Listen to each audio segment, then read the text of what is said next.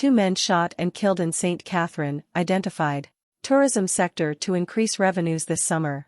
And later in sports, Inter concerns for reggae girls ahead of Women's World Cup. Thank you for joining us. We begin with a developing story. The 2 men who were shot and killed allegedly by the security forces in Gordon, Penn, St. Catherine on the weekend have been identified. Dead are 17-year-old Twin Cunningham from Archery's address and 34-year-old Clean Row from Spanish Town. Reports that there is growing outrage over the incident. The police continue to insist the men were killed in a shootout, a claim which residents and family members of the deceased have rejected. Because police know, up to them, punish them, police don't know about the operation here. And 100-man police come and do it. Because a regular police come over this yard, search you them, let them go. All of a sudden now you come find gun. Relatives are also accusing the police of planting the firearm which they recovered from the scene. She insists both men were not troublemakers. I said, they don't recover nothing. No, we say when this short policewoman come up, me sorry me never have my phone for me. She come with the gun in her back. And when she reach up, she hand the policeman the gun. Then little after you see him come out, wrap up with it in like a nephew, pink top with him have on, and throw it in a jeep. Because the police them come, know the youth them.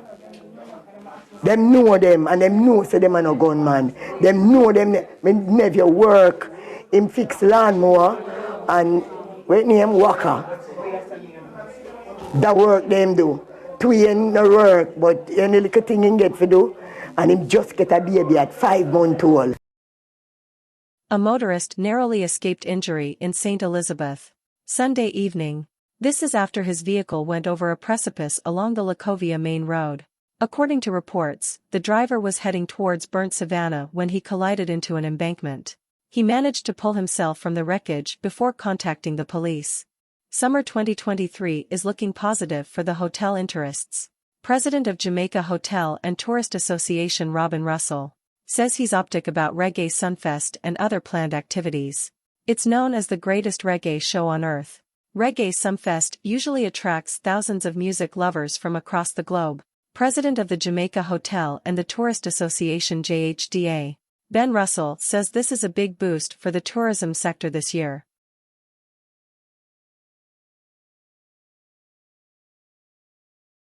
I would say that if you haven't booked your room already for Sunfest, you have to stay outside the parish of St. James. Sunfest is looking to be an excellent year. We see a lot of people coming in. There's a lot of interest. So, as always, we're very excited for Sunfest. And we're looking forward to another bumper season. As it relates to glitches at the nearby Sangsters International Airport in Montego Bay, St. James, Mr. Russell says those issues have been addressed and so visitors should not experience major delays. Fortunately, I've heard people coming through the airport. We checked on it up to this week, where everything was flowing pretty good. Unfortunately, the airport isn't the size it should be. There is expansion that needed to be done, and the persons at the airport and the government have agreed to do it, but it will take some time. But in the meantime, I know that everybody is working really hard to process people as quickly as possible, and it seems to be working. Even up to, I think it was Monday, we spoke to some persons and they came through excellent. Meanwhile, Mr. Russell says after Reggae Sunfest there will be other planned activities which will further generate income for the sector. Obviously right after Sunfest you run right into that whole Emancipation Independence weekend, and those also look very positive in terms of local bookings. And so, we're looking forward to up to the end of August, even further on with very strong pre-booking numbers. Carrie Simpson, TVJ News. The Northeast Regional Health Authority says it remains on high alert in light of the threat of COVID-19. The Northeast Regional Health Authority says Portland is currently under its radar. This amid reports that the Princess Margaret Hospital in St. Thomas is overwhelmed with COVID-19 cases. We are closely monitoring especially Portland, which would border St. Thomas on the east. But we're not seeing any spike in the numbers that we would normally see per month. which is usually below 1%. And that hasn't moved.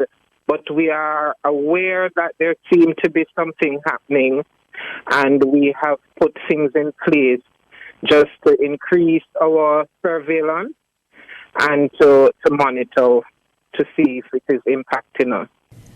Port Antonio, Port Maria, Anota Bay and St. Anne's Bay regional hospitals all fall under NARA. The regional director said those hospitals are currently operating within their capabilities. Usually at this time, what we see most is the increase in trauma cases from the motor vehicle accidents. The holiday period, people are moving around, and we are on the North Coast belt. But the feedback from my clinicians and CEOs is that the emergency severity index, which is what they use to test the numbers at their A&E department, has not significantly increased as yet.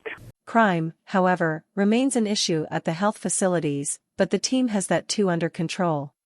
So there seems to be some spike in crime activities in some sections of the region, especially in St. Anne. So, we'll have to deal with those cases when it happens. And that's right now in terms of some elevation in numbers that we're dealing with, especially at the regional hospital. The St. James Public Health Department is calling for a centralized slaughterhouse in the parish. This as public health inspectors continue to grapple with issues surrounding the sale of uninspected meat. How much do you know about the meat you purchase? The Public Health Department in St. James argues people don't know enough. Acting Chief Public Health Inspector Sheriff Lewis is encouraging butchers and consumers to inform themselves about the meat trade under the Public Health Act. We're also imploring persons who may need to purchase meat for consumption that they ensure that wherever the meat is bought is from a licensed butcher. We have seen over the years of persons who are stealing animals, and these animals may very well go into the food trade. Butchers must also ensure they can verify the owners of the animals they're buying, but counsel for the Montego Bay Northeast Division Charge Sinclair says the issue of the meat trade is much wider than that. The persons who are also involved in the slaying of chicken, poultry, are also butchers, right? So it's just that I suppose persons associate the term in a very limited way, but it is much wider.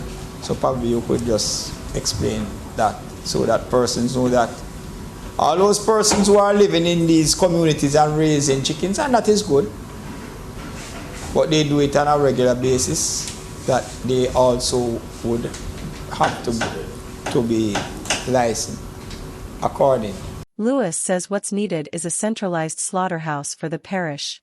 This will eliminate the need for public health inspectors to travel far distances to inspect meat.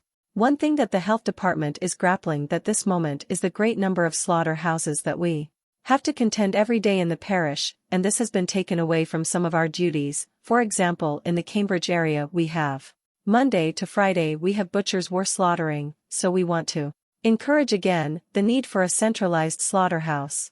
But Mr. Sinclair thinks that's an issue the public health department can deal with.